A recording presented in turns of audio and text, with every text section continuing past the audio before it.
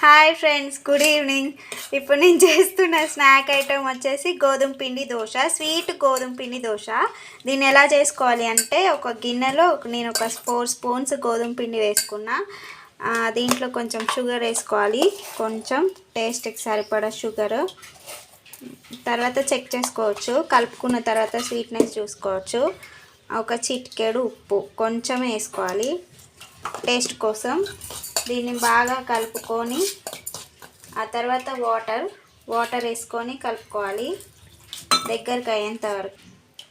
So కలుపుకున్నాక ఇలా ఉంటుంది, మంచిగా వాటర్ వేసుకొని బాగా కలుపుకోవాలి. సో తర్వాత స్టవ్ మీద పెంక పెట్టుకొని, పెంక వేడైన తర్వాత ఫస్ట్ ఆయిల్ వేసుకోవాలి పెంక మీద ఇలా, ఎందుకంటే పిండి అతుక్కోకుండా ఉండడానికి.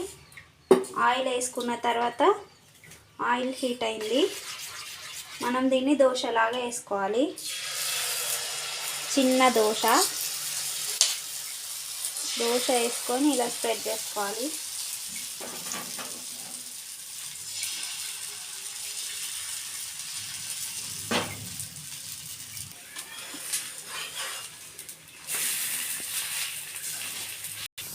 సో ఇట్లా అయిపోతుంది కదా, తర్వాత దీన్ని ప్లేట్లోకి తీసుకోవాలి. ఓకే, రెడీ అయిపోయింది ఫ్రెండ్స్. ఈవినింగ్ టైంలో తొందరగా ప్రిపేర్ చేసుకొని తినేయచ్చు, ఎందుకంటే 2 ఇంగ్రీడియంట్సే కాబట్టి. మీకు ఇది నచ్చినట్టయితే నా ఛానల్ని సబ్స్క్రైబ్ చేయండి. Thank you, bye.